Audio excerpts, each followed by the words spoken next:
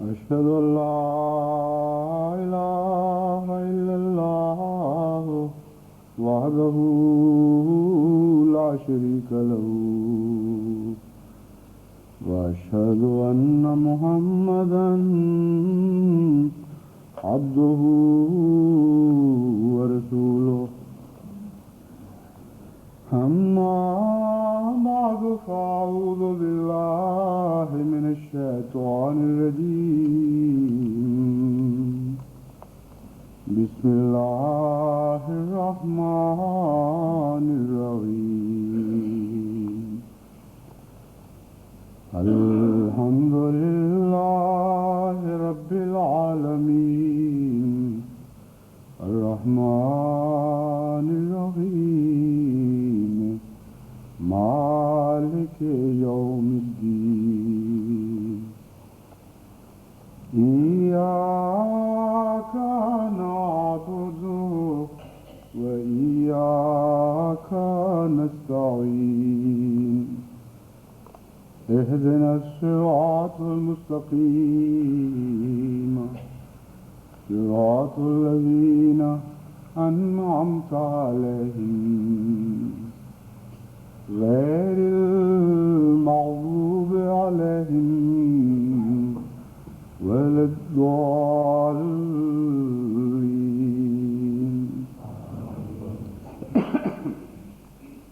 گزشتہ خطبے میں نے یہ ذکر کیا تھا کہ انشاءاللہ اگر خدا تعالیٰ نے توفیق عطا فرمائی تو آئندہ جمعے پہ بعض معاشرتی خرابیوں کا ذکر کروں گا جو گھروں کی جنت کو تباہ کرنے کا موجب بنتی ہیں، اور وہ مقاصد جن کی خاطر نکاح کیا جاتا ہے ان مقاصد کے بالکل برعکس نتائج پیدا کر دیتی ہیں. اور عجیب بات یہ ہے کہ باوجود اس کے کہ بہت سے لوگ ان خرابیوں کی وجہ سے دکھ اٹھاتے ہیں، وہ بھی دکھ اٹھاتے ہیں جو ان خرابیوں کا موجب ہوتے ہیں، اور وہ بھی دکھ اٹھاتے ہیں جو ان خرابیوں کا نشانہ بنائے جاتے ہیں. اور معاشرتی خرابیاں ایسی نہیں ہوا کرتی کہ صرف یک طرفہ دکھ پہنچائیں، پھر بھی دکھ پہنچانے والے بھی باز نہیں آتے، اور جن کو دکھ پہنچایا جا رہا ہوتا ہے بسا اوقات وہ بھی اسی قسم کی غلطیوں میں مبتلا ہو جاتے ہیں جن کے نتیجے میں معاشرہ مزید بدزیب اور بدصورت اور مکروہ اور کڑوا ہو جاتا ہے. اس ذکر کے نتیجے میں کچھ دوستوں نے خیال آرائی شروع کی، بعض ذکر اس تک بھی پہنچے، اور عموماً جو میں نے اندازہ لگایا ہے اس سے یہ محسوس ہوتا ہے کہ بعض ساسیں یہ انتظار کر رہی ہیں کہ ہم جو بہوؤں کے خلاف شکایتیں کیا کرتی تھیں تو اگلے خطبے میں بہوؤں کی شامت آئے گی، اور بعض بہوئیں یہ امید لگائے بیٹھی ہیں کہ ہم نے جو ساسوں کے خلاف چٹھیوں کی بھرمار کی ہوئی تھی تو اگلے خطبے میں ساسیں پکڑی جائیں گی. بعض بیویاں خاوندوں کی شامت کا تماشا دیکھنے کا انتظار کر رہی ہیں، بعض خاوند بیویوں کا تماشا دیکھنے کے منتظر بیٹھے ہیں، بعض بچے ہیں جنہوں نے والدین کی بدخوئی کی شکایت کی ہوئی ہے، وہ یہ آس لگائے بیٹھے ہیں کہ اس دفعہ والدان پکڑے جائیں گے، اور بعض والدین ہیں جو رونا روتے ہیں اپنے بچوں کی بے راہ روی کا، ان کی بدخلقی کا، ان کی بے دینی کا. ان کے دل میں یقین ہے کہ آج ایسے بچوں کا ذکر کیا جائے گا، لیکن حقیقت یہ ہے کہ یہ خطبہ کسی کے بھی خلاف نہیں، نہ ساسوں کے خلاف ہے، نہ بہوؤں کے خلاف ہے، نہ بیویوں کے خلاف ہے، نہ خامدوں کے خلاف ہے، نہ بچوں کے نہ والدین کے، بلکہ محض ان برائیوں کے خلاف ہے جو جس طبقے میں بھی رونما ہوں اس طبقے کو مجرم بنا دیتی ہیں، اور اس کے نتیجے میں معاشرے میں نفرتوں کی کس گھلنے لگتی ہے۔ حقیقت یہ ہے کہ مومن کو یہ سبق ہی نہیں دیا گیا کہ انسان سے نفرت کرے، برائیوں سے نفرت کی تعلیم دی گئی ہے۔ اس لیے جب مثال کے طور پر کہیں ساس کا نام لیا جائے یا خاوند کا یا بیوی کا یا بہو کا یا بچوں کا یا ماں باپ کا، تو اس سے ہرگز یہ مراد نہ لی جائے کہ کسی ایک خاص طبقے کو مطعون کیا جا رہا ہے۔ یہ تو سب برتن ہیں، ان برتنوں میں جہاں جہاں حسن جھلکے گا یہ برتن خوبصورت دکھائی دینے لگیں گے، جہاں جہاں بدی جلوہ نمائی کرے گی وہاں یہ بدصورت اور بدزیب دکھائی دینے لگیں گے۔ اس لیے ان کا ذکر محض تمثیلاً ہوگا، کسی ایک طبقے کے خلاف کوئی بات نہیں۔ اصولاً قرآن کریم اور آن حضرت صلی اللہ علیہ وآلہ وسلم کا عمل ہمیں جو تعلیم دیتا ہے وہی تعلیم ہے جو اس خطبے کا محرک ہے۔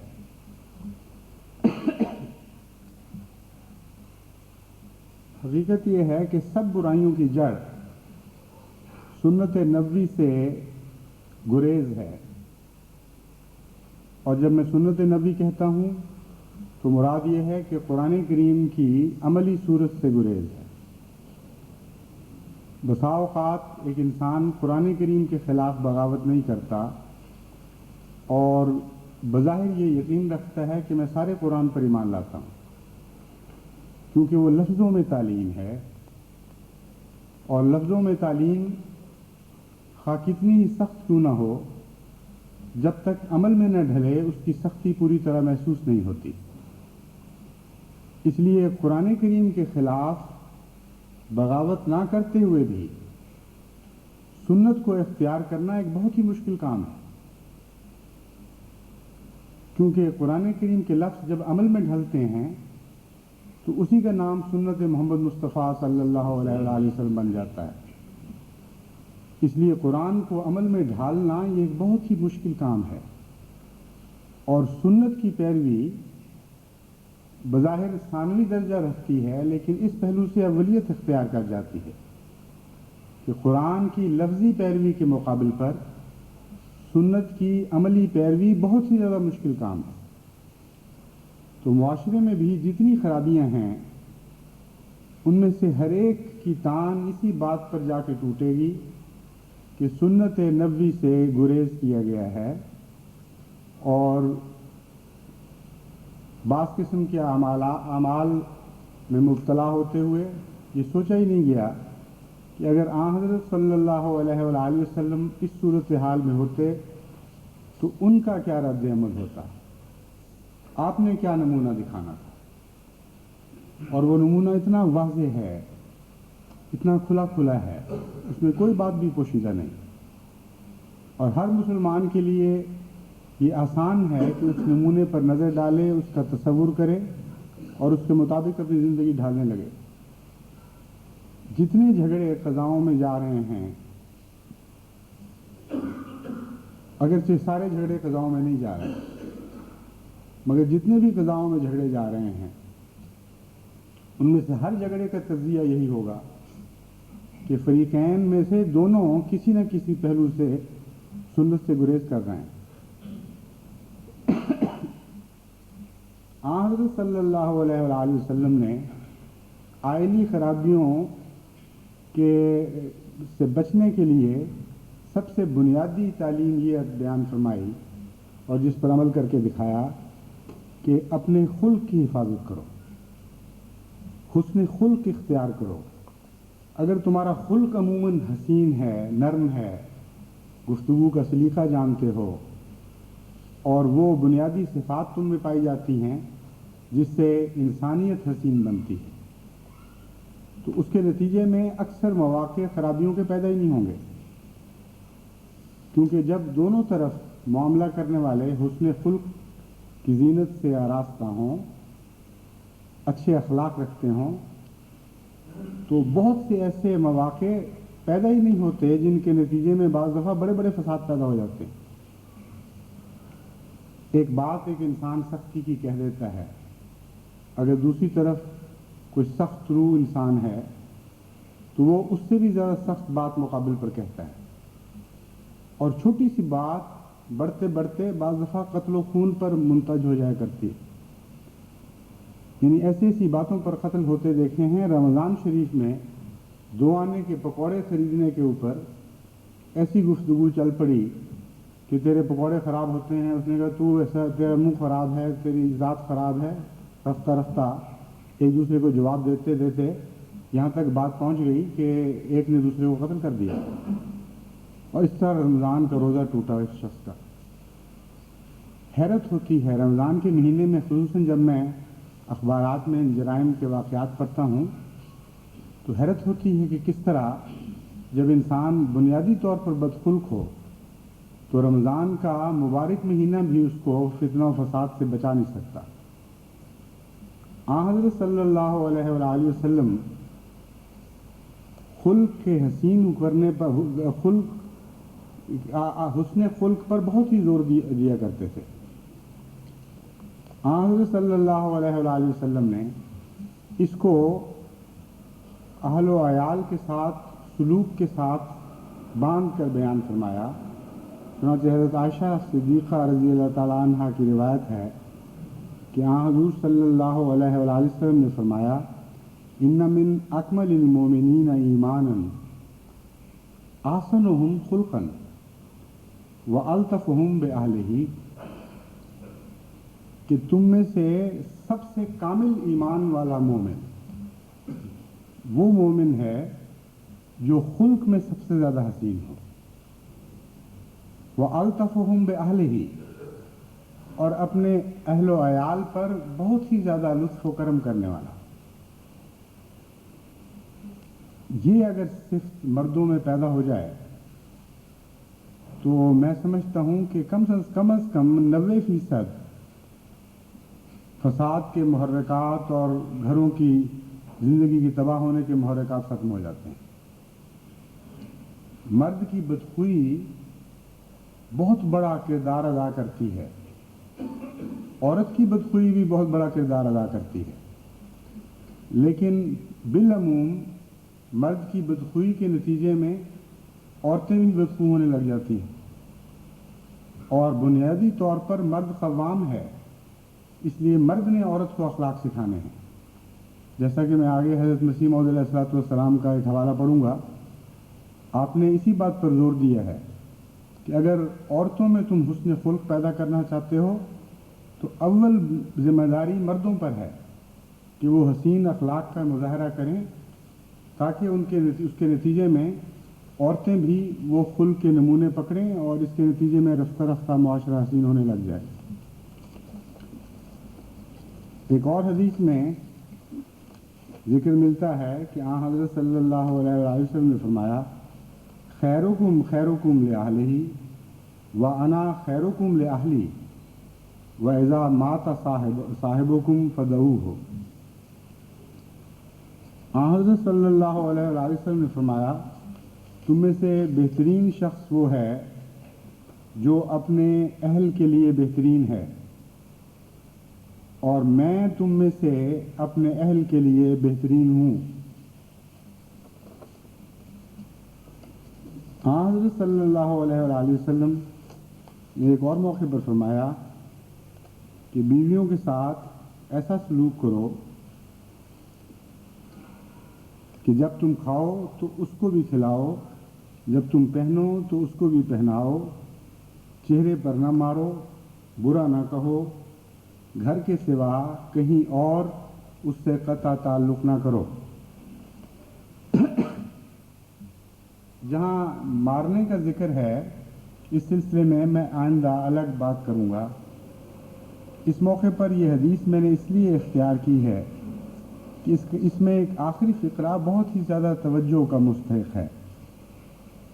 یہ تو آپ نے بسا اوقات سنا ہے کہ جیسا خود کرو ویسا دوسرے سے بھی کرو، حسن سلوک میں بھی ہر معاملے میں، یعنی صرف بیویوں سے نہیں بلکہ دوستوں سے بھی، غیروں سے بھی، انسان جیسا چاہتا ہے اپنے لیے ویسا اس کے لیے بھی کرے۔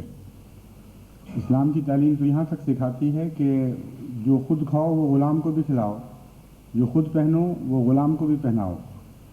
इसलिए बीवी से हुस्न सलूक के मामले में ये बात तो एक रोज़मर्रा की बात है, लेकिन ये फ़िक्रा एक बहुत गैर मामूली फ़िक्रा है जिस पर तवज्जो की ज़रूरत है कि अगर तुम उससे क़ता ताल्लुक़ करो तो घर में करो, बाहर न करो।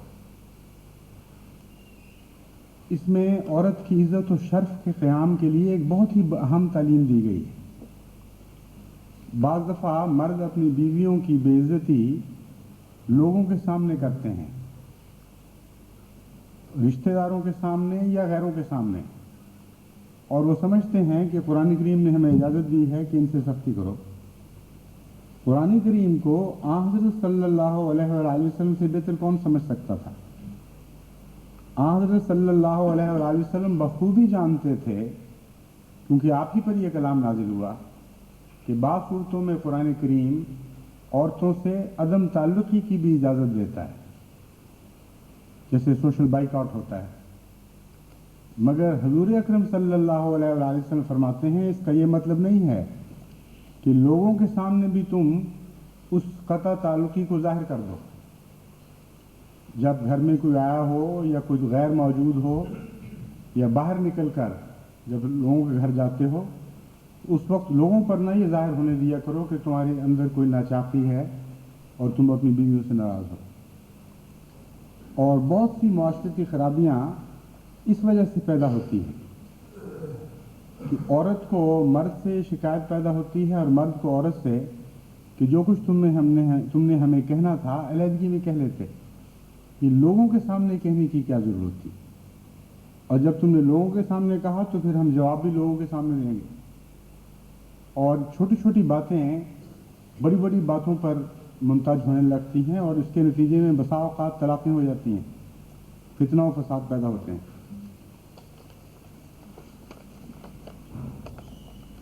हज़रत मसीह मौऊद अलैहिस्सलाम फरमाते हैं कि औरतों के साथ हुस्न मुआशरत के बारे में आपकी तालीम है, फ़हशा के सिवा बाकी तमाम कजफुल्कियाँ और तलखियाँ औरतों की बर्दाश्त करनी चाहिए। यानी ये ख्याल कि हाथ उठाने में की खुली इजाज़त है, नाउज़ बिल्लाह, मर्दों को छोटी सी बात पे उसको नशूज़ कह दिया, बगावत कह दिया और हाथ उठाने लग गया कि कुरान करीम हमें इजाज़त देता है। हज़रत मसीह मौऊद अलैहिस्सलाम फरमाते हैं कि ये दुरुस्त नहीं है। फ़हशा के सिवा बाकी तमाम कजफुल्कियाँ और तलखियाँ औरतों की बर्दाश्त करनी चाहिए। हमें तो कमाल बेशर्मी मालूम होती है कि मर्द होकर औरत से जंग करें। हमको खुदा ने मर्द बनाया है, दर हकीकत हम पर इत्माम नेमत है। इसका शुक्रिया ये है कि हम औरतों से लुत्फ़ और नरमी का बर्ताव करें। एक दफ़ा एक दोस्त की शिकायत हुई कि वो अपनी बीवी से सख्ती से पेश आता है, तो आपने फरमाया हमारे अहबाब को ऐसा ना होना चाहिए।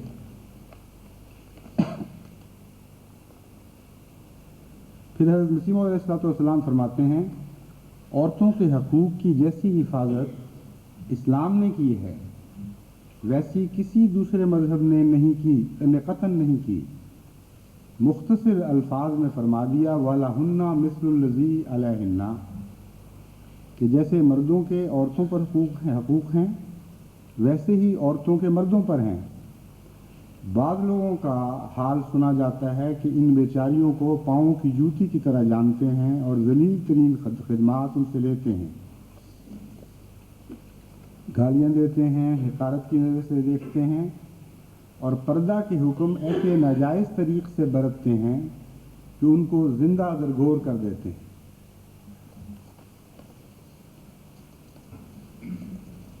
हज़रत सल्लल्लाहु अलैहि वसल्लम का घर में अपनी अज़वाज मुतहरात से जो सलूक था उसकी तफसील बयान करने के लिए तो एक से ज़्यादा खुतबे दरकार हैं और कई तकारीर का मज़मून बन सकता है, क्योंकि बकसरत हज़रत सल्लल्लाहु अलैहि वसल्लम की अज़वाजी ज़िंदगी की तस्वीरें अहादीस में मौजूद हैं।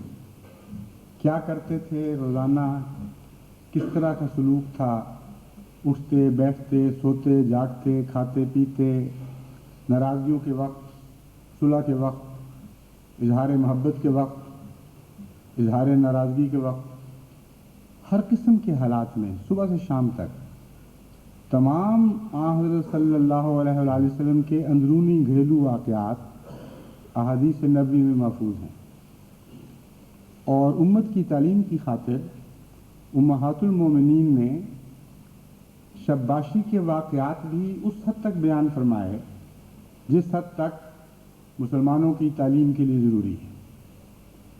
تو بہت ہی وسیع مضمون ہے۔ خلاصہ یہ ہے کہ ساری زندگی میں حضور اکرم صلی اللہ علیہ وآلہ وسلم نے ایک مرتبہ بھی ازواج مطہرات میں سے کسی کو نہیں مارا، اور امر واقعہ یہ ہے کہ ازواج مطہرات سے بارہا ایسی باتیں بھی سرزد ہوئیں جن کے نتیجے میں شدید ناراضگی کا مورد بھی بنی۔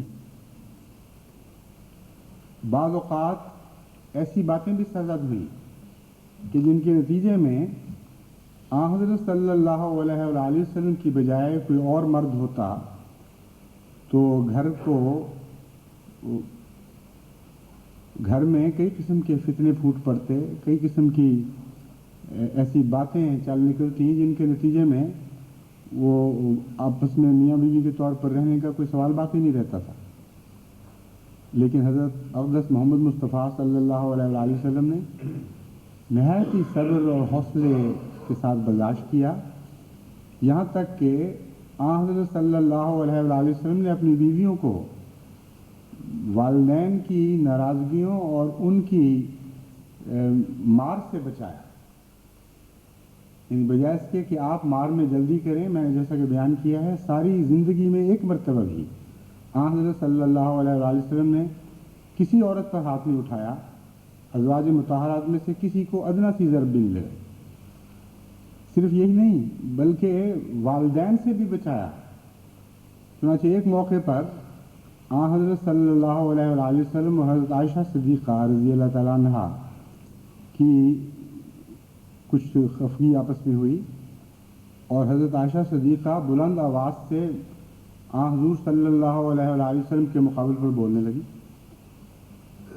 اس وقت حضرت ابو بکر صدیق رضی اللہ تعالیٰ عنہ گھر میں داخل ہوئے، اور برداشت نہیں ہوا، اتنی شدید محبت تھی حضرت صلی اللہ علیہ وآلہ وسلم سے کہ آپ کی موجودگی میں حضرت عائشہ پر ہاتھ اٹھانے لگے۔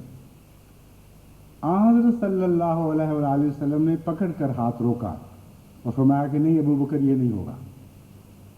حضرت عائشہ کی روایت ہے کہ حضرت ابو بکر صدیق گھر سے باہر چلے گئے اور پھر کافی دن تک اس گھر میں دوبارہ نہیں آئے۔ حضرت عائشہ صدیقہ سے پھر بھی ناراض رہے۔ ظاہر بات ہے کہ اپنی بیٹی سے ناراضگی کا موجب ضرور کچھ ایسی بات ہوئی ہوگی جس سے انہوں نے اندازہ لگایا کہ حضرت صلی اللہ علیہ وآلہ وسلم کی گویا گستاخی ہو رہی ہے۔ بہرحال لمبا عرصہ انقطاع کیا، اور ایک دفعہ گھر میں دوبارہ داخل ہوئے تو حضرت صلی اللہ علیہ وآلہ وسلم اور حضرت عائشہ صدیقہ رضی اللہ تعالیٰ عنہ بہت ہی محبت کے حالت میں گفتگو فرما رہے تھے ایک دوسرے سے۔ بہت پیار کا ماحول تھا۔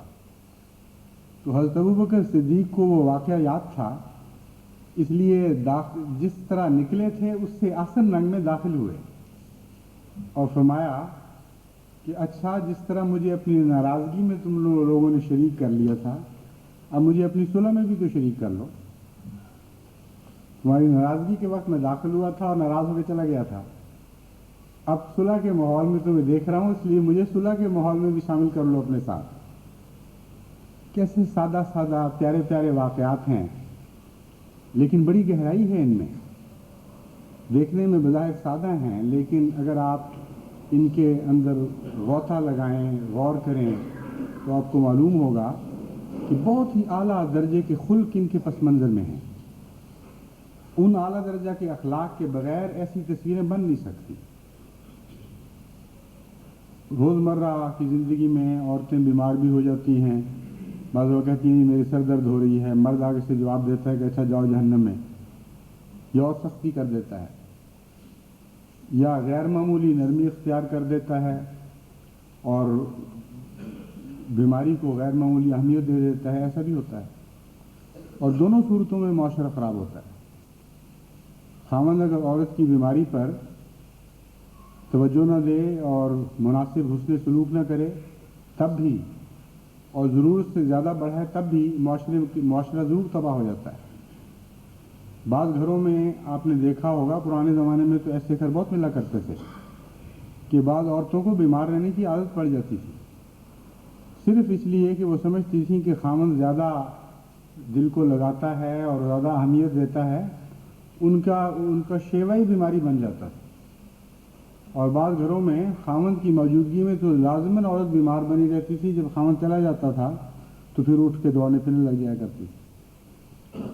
ساری زندگی اس خاوند بیچارے کی تلخ گزر جاتی تھی اپنی بیوی کی بیماریوں کے نخرے اٹھاتے ہوئے۔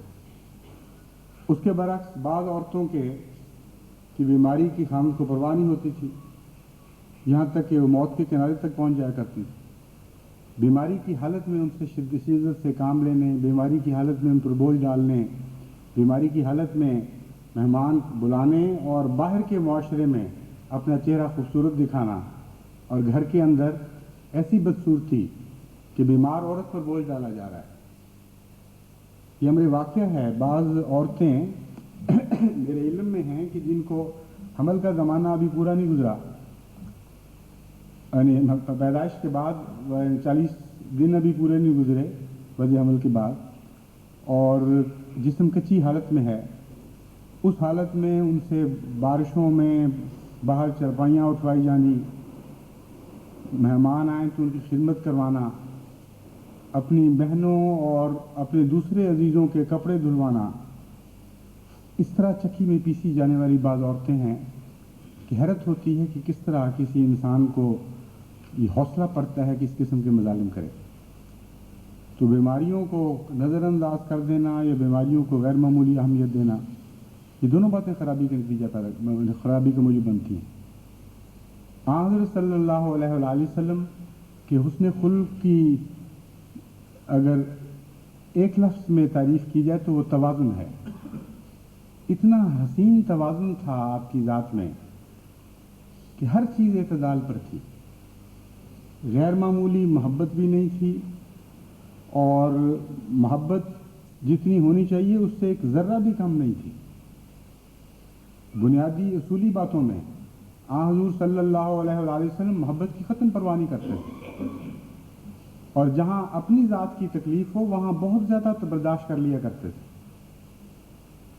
حضرت عائشہ صدیقہ رضی اللہ تعالیٰ عنہ کا یہ ایک واقعہ ہے۔ ایک موقع پر آپ نے اب کی ایک اور بیگم، ایک اور زوجہ محترمہ جن کا قد چھوٹا تھا، ان کے متعلق تان کے طور پر اپنی چنگلی دکھائی کہ وہ آپ کی بیگم جن کا قد اتنا ہے۔ حضرت صلی اللہ علیہ وآلہ وسلم کو حضرت عائشہ صدیقہ سے بہت محبت تھی، لیکن جیسا کہ میں نے بیان کیا ہے، جہاں اصول تھے، جہاں سچائیاں سامنے آتی تھیں، وہاں محبتیں یوں قربان کر دیا کرتے تھے جیسے محبت کی اہمیت ہی کوئی نہیں۔ اس موقع پر حضرت صلی اللہ علیہ وآلہ وسلم نے فرمایا کہ تم نے ایک ایسا کلمہ کہا ہے کہ اگر اس کو دریا میں ملا دیا جائے تو وہ دریا پر بھی غالب آ جائے، یعنی اس کی کڑواہٹ دریا کو بھی کڑوا کر دے۔ ایک اس کا ترجمہ دوسری روایت میں سمندر کا بھی بنتا ہے کہ اگر سمندر میں یہ کلمہ ڈالا جائے تو سمندر کا مزاج بدل دے،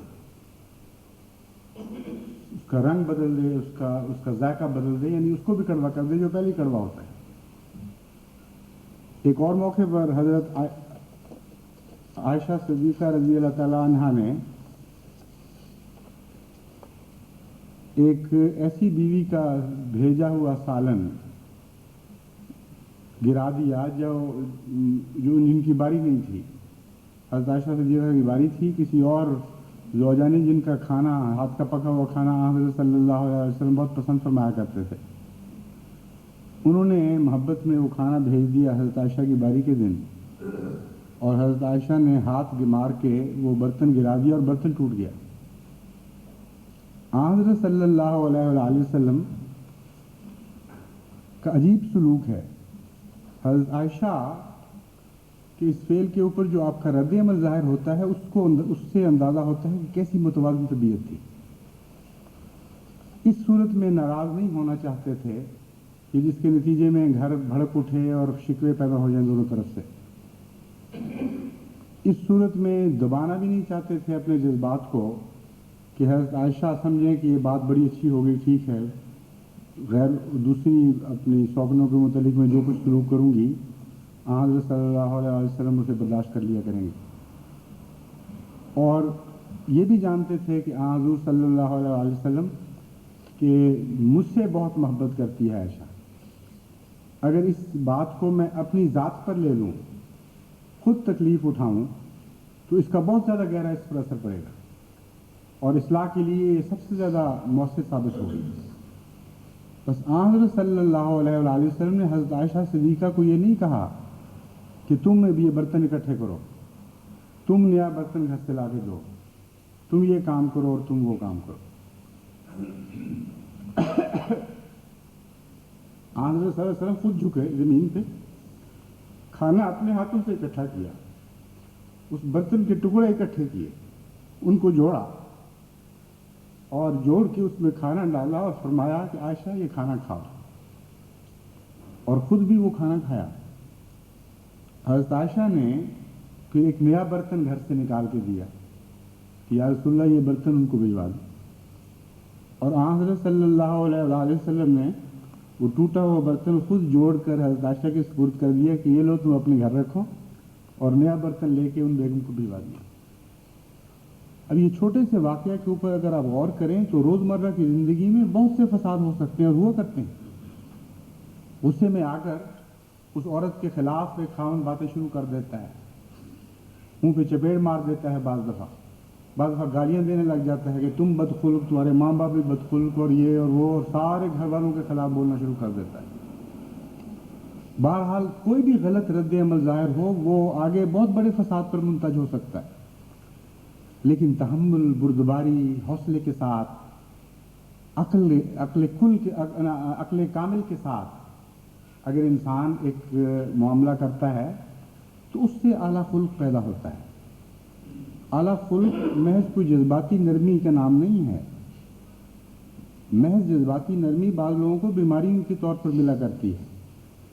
بعض بوڑھے ہیں بیچارے، وہ ہر بات پہ رو پڑتے ہیں، ان سے برداشت نہیں ہوتا۔ بعض لوگ ہیں جو ہنستے رہتے ہیں ہر وقت، لوگ کہتے ہیں یہ بڑا حسین خلق والا آدمی ہے، بڑا خلیق ہے، بہت ہنستا ہے، لیکن جہاں بھی ذرا سی آزمائش ہوگی یہ ایسا ہنسنے والا آدمی بعض دفعہ ایسا برا نمونہ دکھاتا ہے کہ آدمی حیران رہ جاتا ہے۔ تو یہ بیماریاں ہیں۔ خلق کا تعلق حکمت کاملہ سے ہے۔ یہ ہو ہی نہیں سکتا کہ کامل حکمت کی بات نہ ہو اور وہ اچھا خلق ہو۔ بس حضرت صلی اللہ علیہ وآلہ وسلم کے متعلق جو قرآن کریم فرماتا ہے یعلمہم الکتاب والحکمہ، اس میں حکمت کا تعلق خلق سے ہے۔ اتنا ہر آپ کے فعل کے پیچھے حکمت کا سمندر موزن ہوا کرتا تھا کہ کوئی ایک بھی فعل حضور اکرم کی زندگی کا ایسا نہیں جس کا تجزیہ کریں آپ تو اس نتیجے پر نہ پہنچیں ایک کامل عقل والے نے سوچ کر یہ نمونہ بنایا۔ لیکن معلوم ایسا ہی ہوتا ہے کہ سوچ کر بنایا ہے، لیکن جب ذہن صحیح رستوں پر چل پڑے، جب ذہن متقی ہو جائے، جب صحیح فیصلے کے خلاف کوئی اور سوچ کسی اور طرف چل ہی نہ سکتی ہو، تو پھر یہ خلق بن کر جسم اپنے اعضاء میں اس طرح داخل ہو جاتی ہے بات کہ ہر بات سوچ کرنی پھر کی جاتی، خود بخود ظاہر ہونے لگتی۔ بس حضرت صلی اللہ علیہ وآلہ وسلم کی زندگی حکمت کاملہ کا ایک معجزہ تھی، اور ایسی حکمت کاملہ آپ کو عطا ہوئی تھی جو صرف دماغ میں نہیں رہتی تھی، آپ کے اعضاء میں سرایت کر گئی تھی، آپ کے ہر زندگی کے رد عمل میں داخل ہو چکی تھی، اور اسی لیے آپ سے حسین ترین اخلاق رونما ہوئے۔ ایک موقع پر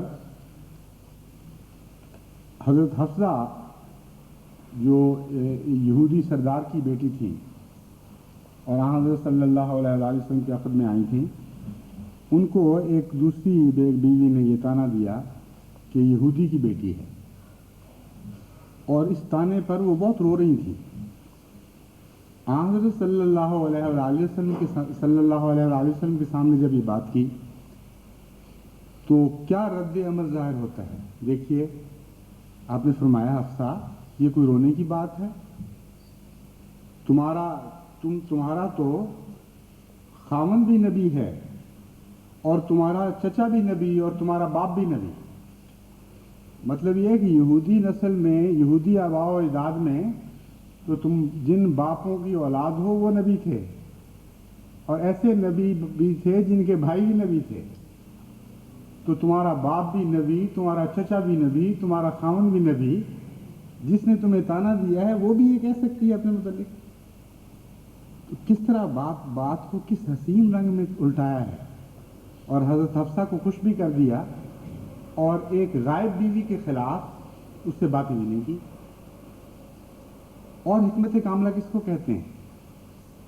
بس یاد رکھیں، حسن کامل یعنی اخلاق کا حسن کامل حکمت کاملہ کے نتیجے میں رونما ہوتا ہے، اور جتنا کوئی غبی اور بے وقوف ہوگا اتنا ہی زیادہ بدخلق ہوگا۔ سوچ کے نتیجے میں بھی حسین اخلاق پیدا ہو سکتے ہیں، اور سنت محمد مصطفیٰ صلی اللہ علیہ وآلہ وسلم میں جذب ہونے کے نتیجے میں بھی خود بخود وہ اخلاق پیدا ہوتے ہیں۔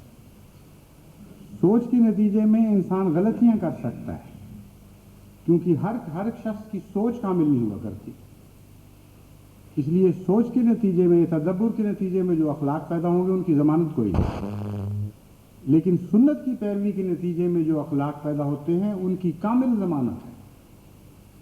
قرآن کریم فرماتا ہے کہ تم میں محمد مصطفیٰ صلی اللہ علیہ وآلہ وسلم اسوہ حسنہ ہیں، بس جس کے اعمال کو خدا حسین قرار دے دے، اللہ کی محبت کی اور رضا کی آنکھ جس کے اعمال پر پڑتی ہو، اس میں کسی غلطی، کسی ٹھوکر کا سوال ہی پیدا نہیں ہوتا۔ بس آپ کے لیے یہ ضرورت نہیں کہ مزید سوچیں، مزید تدبر اختیار کریں، غور و فکر کریں کہ ہم کس طرح اپنے اخلاق کو حسین بنائیں۔ آپ کا تو صرف اتنا کام رہ گیا کہ حضرت رسول اکرم صلی اللہ علیہ وآلہ وسلم کی سنت سے واقف ہوں اور اس سے محبت کریں، اور اس محبت کے نتیجے میں آپ کے اپنے حضرت صلی اللہ علیہ وآلہ وسلم کے اخلاق کو اپنانے لگ جائیں۔ اگر حسین سے محبت ہو جائے تو لازماً اس کا حسن محبت کرنے والے میں بھی سرایت کرنے لگتا ہے۔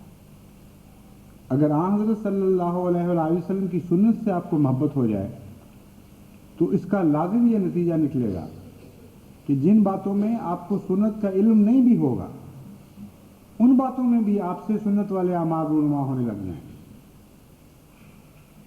یہ ایک فطرتی نتیجہ ہے کل سے محبت کرنے کا کہ جز درست ہونے لگتے ہیں، خواہ بعض اجزاء کا علم نہ بھی ہو۔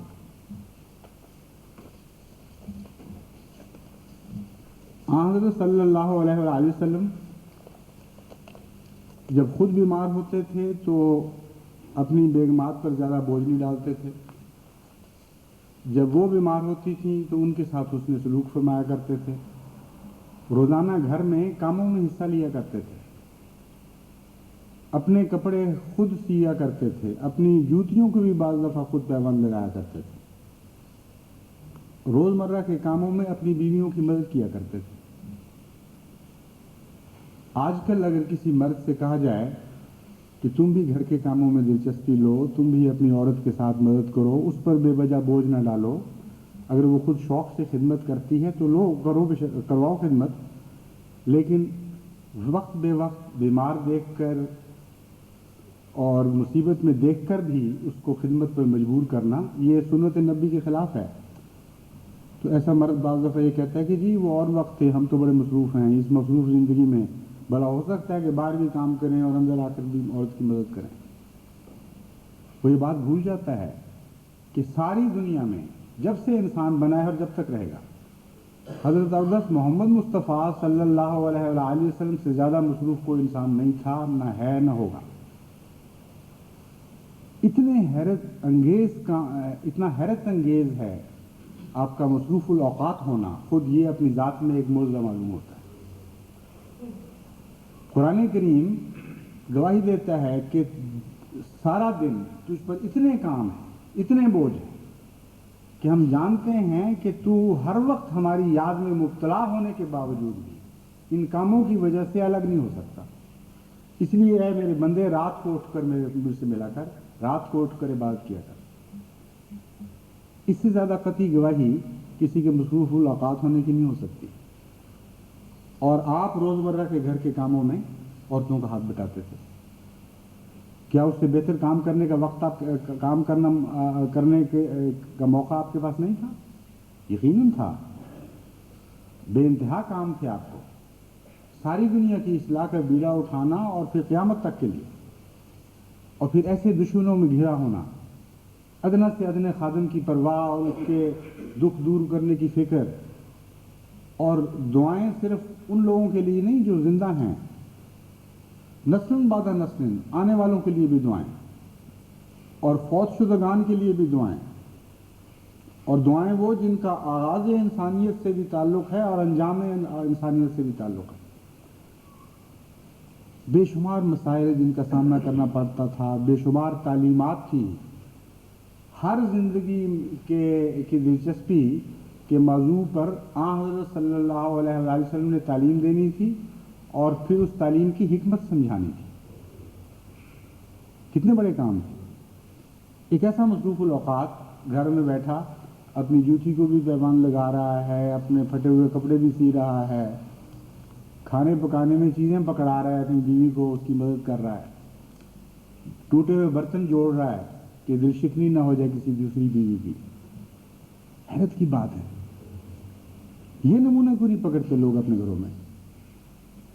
اس قسم کے مرد اگر آج کے معاشرے میں پیدا ہوں تو بہت سی خرابیاں جو بعد میں دوسروں کی طرف سے رونما ہونے لگتی ہیں، بیویوں کی طرف سے یا بچوں کی طرف سے یا دوسرے ملنے جلنے والے اور گھر والوں کی طرف سے، ان کا آغاز ہی نہ ہو، بنے ہی نہ بیماریاں شروع میں۔ مرد کو خدا نے قوام بنایا ہے، اگر مرد اچھا نمونہ گھر میں دکھائے اور اس نمونے کو جاری کرے تو لازماً اس کے نتیجے میں بہت ہی زیادہ حسین معاشرہ وجود میں آ سکتا ہے۔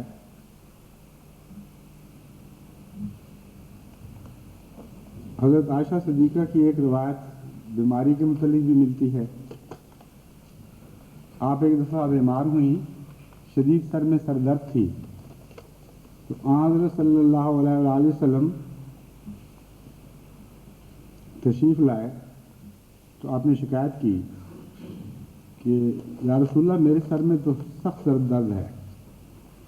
آپ نے فرمایا کوئی بات نہیں، انشاءاللہ آرام ہو جائے گا۔ تسلی سے، پیار سے اس بات کا اظہار کیا۔ وہ زمانہ ایسا تو نہیں تھا کہ بنی بنائی دوائیاں گھر میں موجود ہوں کہ فوراً ایک ٹکیا کھلائی اور سر درد دور ہو گئی، لیکن حضرت صلی اللہ علیہ وآلہ وسلم کا یہ فکرہ ہی دراصل شفا تھا۔ امر واقعہ یہ ہے جس کے اگلے حصے سے بھی پتہ چل رہا ہے کہ حضرت صلی اللہ علیہ وآلہ وسلم کے منہ سے نکلی ہر بات دعا بن جایا کرتی تھی۔ تو آپ نے تو پیار اور دعا کے رنگ میں فرمایا انشاءاللہ آرام ہو جائے گا۔ حضرت عائشہ کی معلوم ہوتا ہے سر درد اس وقت ہٹ گئی ہوگی، کیونکہ اگلی بات سے لگتا ہے کہ سر درد والا تو ایسی بات نہیں کیا کرتا تھا۔ فوراً بولی کہ آپ کو کیا ہے، میں مر جاؤں گی تو آپ کوئی اور شادی کر لیں گے۔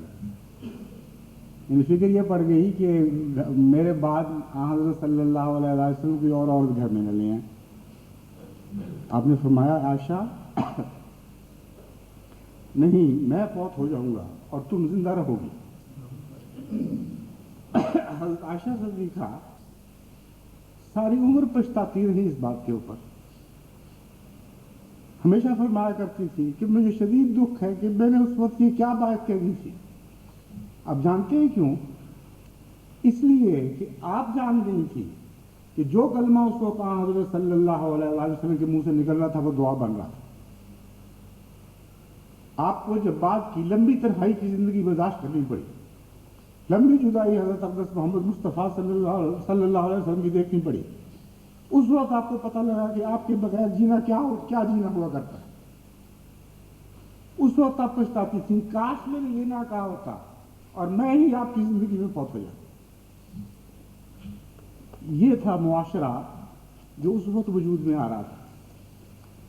एक छोटी उम्र की लड़की है, एक बहुत बड़ी उम्र के मर्द से शादी होती है, लेकिन इतना हसीन सलूक था, इस कदर तराउन था, इस कदर लुत्फ था, ऐसी शफकत थी आपकी तबीयत में कि वो छोटी सी उम्र की लड़की इस कदर मोहब्बत में मुब्तला हो जाती है कि शायद ही दुनिया में ऐसी मिसाल हो कि किसी बीवी को अपने खामद से ऐसी मोहब्बत हुई।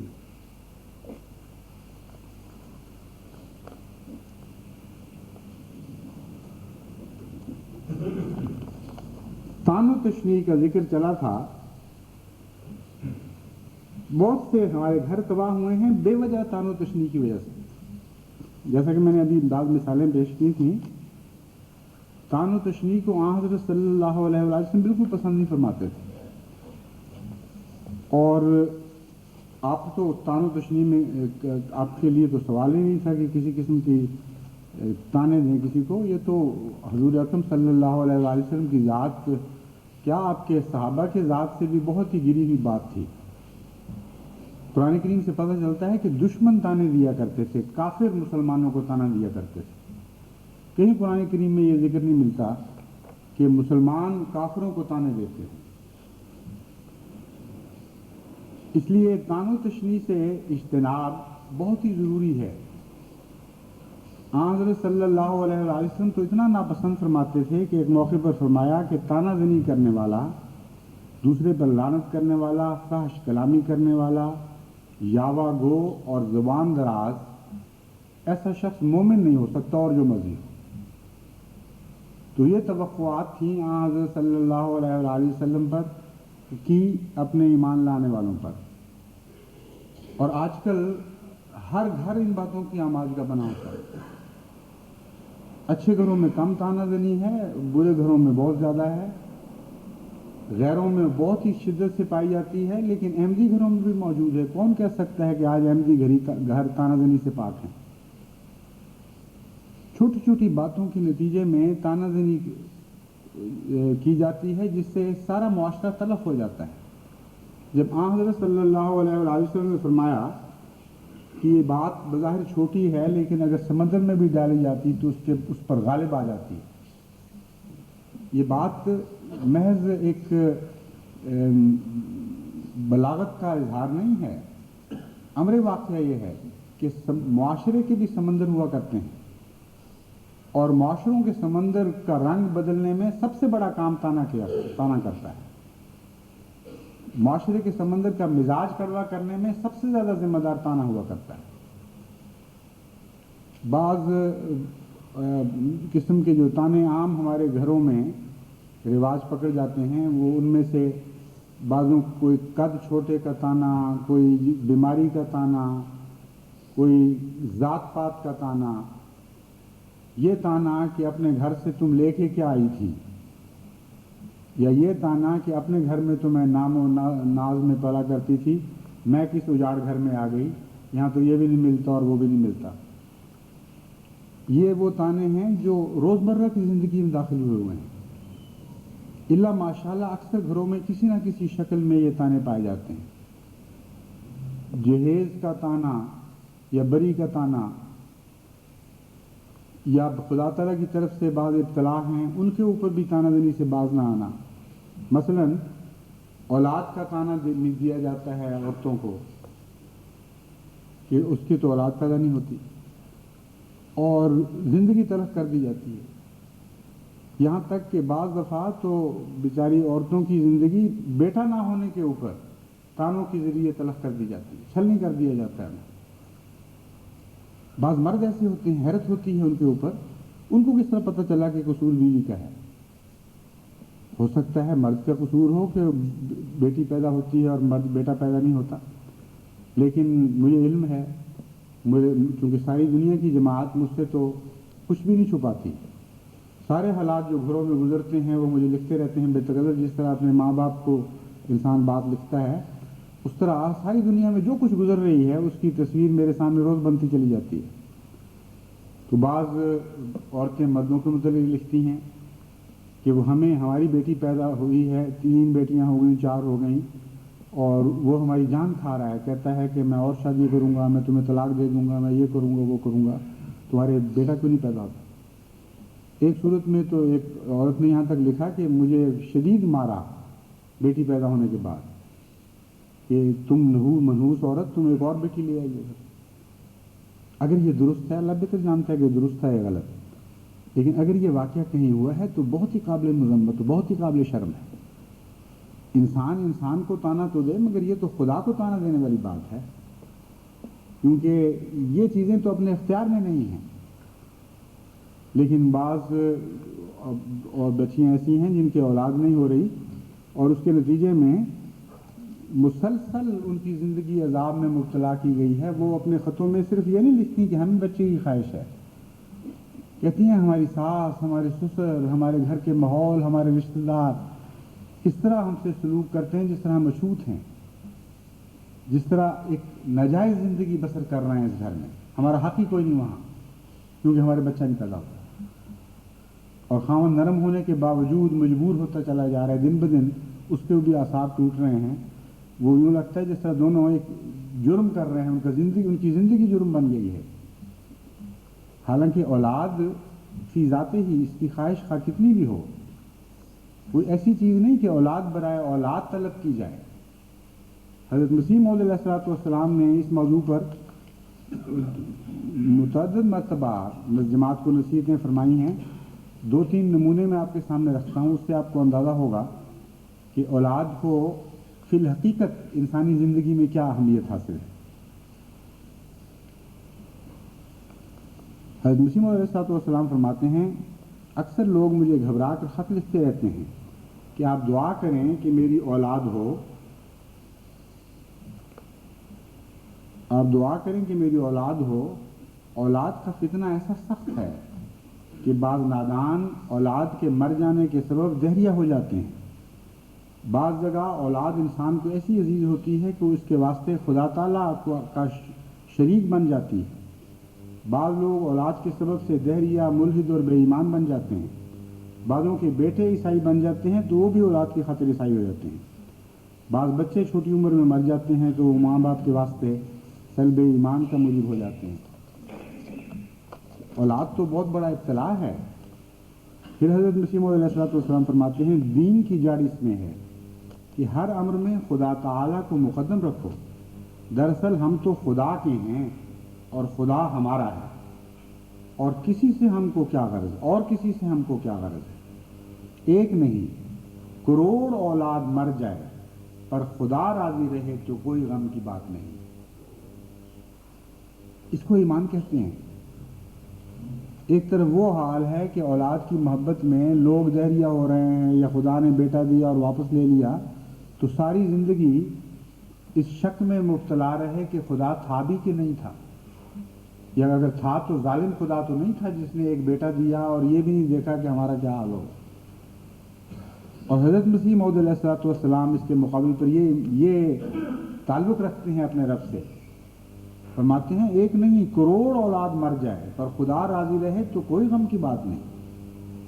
اگر اولاد زندہ بھی رہے تو بغیر خدا کے فضل کے وہ بھی موجب ابتلا ہو جاتی ہے.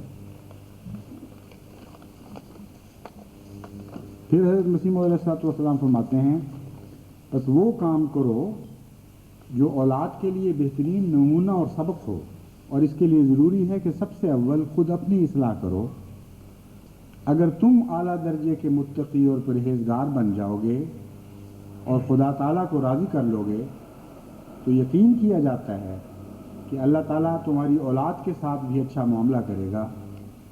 قرآن شریف میں خضر اور موسیٰ علیہ السلام کا قصہ درج ہے کہ ان دونوں نے مل کر ایک دیوار کو بنا دیا جو یتیم بچوں کی تھی. وہاں اللہ تعالیٰ فرماتا ہے وَكَانَ أَبُوهُمَا صَالِحًا، ان کا والد صالح تھا. یہ ذکر نہیں کیا کہ وہ آپ کیسے تھے. بس اس مقصد کو حاصل کرو، اولاد کے لیے ہمیشہ اس کی نیکی کی خواہش کرو. اگر وہ دین اور دیانت سے باہر چلے جائیں پھر کیا؟ اس قسم کے امور اکثر لوگوں کو پیش آ جاتے ہیں، بددیانتی خواہ تجارت کے ذریعے ہو یا رشوت کے ذریعے یا زراعت کے ذریعے، جس میں حقوق شرفاء کو تلف کیا جاتا ہے۔ اس کی وجہ یہی میری سمجھ میں آتی ہے کہ اولاد کے لیے خواہش ہوتی ہے۔ یہ نقطے کی بات ہے کہ بہت ساری بددیانتیاں انسان اپنی زندگی میں اس لیے کر رہا ہوتا ہے کہ اولاد کی غلط محبت ہوتی ہے اور اس کو پتہ ہی نہیں کہ میں کیسی محبت کر رہا ہوں۔ یہ جو نقطہ ہے یہ بہت ہی باریک ذہنی اس نقطے کو اخذ کر سکتا ہے۔ حضرت مسیح موعود علیہ الصلوۃ والسلام کی ذہنی افتاد کا، آپ کی طرز فکر کے لطافت کا پتہ چلتا ہے اس سے۔ آپ فرماتے ہیں کہ روزمرہ کی زندگی میں جو رشوتیں لی جا رہی ہیں، ہر قسم کی حرام خوری ہو رہی ہے، لوگوں کے مال ضبط کیے جا رہے ہیں، اس کی کنوں میں ایک اولاد کی محبت کا دخل ہے۔ لوگ یہ چاہتے ہیں کہ ہم اولاد کے لیے اتنی چیزیں چھوڑ جائیں پیچھے، اتنا کچھ اکٹھا کر لیں۔ تو جس اولاد کی تمنا خود گناہ میں مبتلا کر رہی ہے، اس اولاد کے ہونے یا نہ ہونے سے پھر کیا فرق پڑتا ہے؟ یہی فرق پڑ سکتا ہے کہ اولاد نہ ہوتی تو اس کے لیے بہتر تھا۔ یہ ہے وہ باریک نتیجہ جو حضرت مسیح موعود علیہ الصلوۃ والسلام نکال رہے ہیں۔ فرماتے ہیں بعض اوقات صاحب جائیداد لوگوں کو یہ کہتے سنا ہے کہ کوئی اولاد ہو جاوے جو اس جائیداد کی وارث ہو تاکہ غیروں کے ہاتھ میں نہ چلی جاوے، مگر وہ نہیں جانتے کہ جب مر گئے تو شرکاء کون اور اولاد کون؟ سبھی تیرے لیے تو غیر ہیں۔ اولاد کے لیے اگر خواہش ہو تو اس غرض سے ہو کہ وہ خادم دین ہوئے۔ بس اگر اولاد کے لیے خواہش اس غرض سے ہو کہ وہ خادم دین ہوئے تو اولاد نہ ہونے کے نتیجے میں انسان خود بھی خادم دین نہ رہے بلکہ کہیں کا نہ رہے، یہ کون سی عقل کی بات ہے؟ اولاد کی تمنا کا تو مقصد ہی حضرت مسیح موعود علیہ الصلوۃ والسلام یہ بیان فرماتے ہیں کہ وہ نیک اولاد ہو، اور اگر نیک اولاد نہیں تو نہ ہو، یہ نتیجہ نکل رہا ہے۔ اور یہ پہلو اکثر اولاد کی تمنا کرنے والوں کے ذہن میں نہیں ہوتا، جس کی وجہ سے اولاد کے ابتلاء میں مبتلا ہو کر اپنے ایمان کو بھی کھو دیتے ہیں۔ بس یہ تانا کہ اولاد نہیں ہے، اس ضمن میں چونکہ بڑی اہم بات تھی کہنے والی، میں نے تھوڑا سا گریز کیا اصل مضمون سے۔ کیا میں یہ رہا تھا کہ اولاد کا تانا بھی ہمارے معاشرے میں ایک روزمرہ کا تانا ہے۔ لڑکا نہ ہونا یا بچہ ہی نہ کوئی ہونا یہ انسان کے بس کی بات نہیں ہے، اس لیے ایسے تانوں سے بھی گریز کرنا چاہیے، اور بے وجہ ایسے لوگوں کی زندگیاں کیوں برباد کرتے ہیں جن کے بس میں کوئی چیز ہی نہیں ہے۔ کیونکہ اب دیر ہو رہی ہے، جتنا میرا خیال تھا کہ گھنٹے سے کم خطبہ ہونا چاہیے اس سے تھوڑا سا تجاوز ہی کر گیا اب، اس لیے انشاءاللہ باقی مضمون آئندہ خطبے میں بیان کروں گا۔ بہت ہی تکلیف دہ باتیں ہیں میرے لیے، کیونکہ جیسا کہ میں نے بیان کیا ہے روزمرہ میرے علم میں یہ باتیں آتی ہیں، اور جب میں ذکر کرتا ہوں خطبات میں بعض ایسی باتوں کا تو بعض لوگ یہ غلط رد عمل دکھاتے ہیں کہ کہنے لگ جاتے ہیں کہ حضرت صاحب کو خواتین نے لکھا کرو ایسے۔ یہاں لندن میں بھی کچھ دن ہوئے تقریر ہوئی تھی، عورتوں میں ایک خاتون نے اپنی طرف سے مجھ سے محبت کا اظہار کیا کہ بڑی بیوقوف ہو تم عورتوں، تم اٹھتی ہو چھوٹی چھوٹی باتیں لکھ دیتی ہو، وہاں تکلیف پہنچاتی ہے۔ یہ تکلیف میرا حق ہے اور آپ کا فرض ہے کہ مجھے یہ تکلیف پہنچائیں، کیونکہ میں جواب دہ ہوں۔ جماعت کی حالت سے بے خبر رہ کر جو سکون ہے وہ مجھے نہیں چاہیے، مجھے معلوم ہونا چاہیے کہ جماعت پہ کیا گزر رہی ہے اور کس حالت میں گزر رہی ہے اور کس طرف اس کا رخ ہے۔ اس لیے ہرگز اس بات سے نہ رکیں، چاہے کوئی آپ کو کیسی نصیحت کرے، کہ ان باتوں کو مجھ سے چھپانے لگ جائیں۔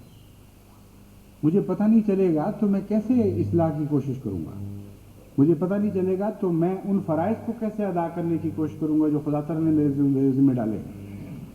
اس لیے بے تکلف ہو کر یہ تکلیف پہنچائیں، بے تکلف ہو کے کیا آپ کے لیے لازم ہے، فرض ہے آپ کے اوپر۔ جو بھی ایسی باتیں معاشرے میں ملتی ہیں جو قرآن اور سنت کے خلاف ہیں، جو ہمارے معاشرے کو تکلیف دکھ پہنچا رہی ہیں، وہ ساری باتیں، وہ سارے دکھ میرے دل میں منتقل کیا کریں۔ جتنا زیادہ یہ دکھ پہنچے گا اتنا ہی زیادہ مجھے دعا کی طرف بھی توجہ پیدا ہوگی، اتنا ہی زیادہ مجھے اصلاح کی طرف بھی توجہ پیدا ہوگی۔ اس لیے وہ مصرع میرے ذہن میں، وہ بات جب ان کی سنی تو وہ مصرع میرے ذہن میں آ گیا کہ تو مشق ناز کر، خون دو عالم میری گردن پر، بالکل پرواہ نہ کرو اس بات کی کہ مجھے کیا ہوتا ہے، کیونکہ مجھے کچھ ہوگا تو جماعت کو فائدہ پہنچے گا، میں ہی تسکین میں بیٹھا رہوں گا تو تمہاری بیماری کا کیا بنے گا۔ یہ تو ایسی بات ہے جیسے اسپرین میں دے دے کر بعض دردوں کو دبا دیا جاتا ہے اور بیماری اپنی جگہ پلٹتی رہتی ہے۔ تو ایسے سکون کی نہ آپ کو ضرورت ہے نہ مجھے ضرورت ہے۔ بس دعا کریں کہ اللہ تعالیٰ زیادہ سے زیادہ ہمیں اصلاح معاشرہ کی توفیق بخشے، کیونکہ اصلاح معاشرہ کے بغیر حقیقت میں اسلام کا غلبہ دنیا پر نہیں ہو سکتا۔ بہت سی وجوہات ہیں اس کی تفصیل میں سوچ نہیں جا سکتا، وقت پہلے زیادہ ہو چکا ہے، لیکن میں یہ آپ کو بتانا چاہتا ہوں، اگر آپ کو یہ محبت ہے کہ اسلام دنیا میں غالب ہے، اگر دلی تمنا ہے، اگر آپ اس آرزو میں جیتے ہیں کہ کسی طرح ساری دنیا پر دین محمد مصطفیٰ صلی اللہ علیہ وسلم غالب آ جائے، تو یاد رکھیں اور اس بات کو کبھی نہ بلائیں کہ اصلاح معاشرہ کے بغیر یہ بات نہیں ہوگی۔ آپ کو لازماً معاشرے کی اصلاح کرنی پڑے گی، تب آپ حقدار بنیں گے کہ ساری دنیا کو اسلام کا پیغام دیں۔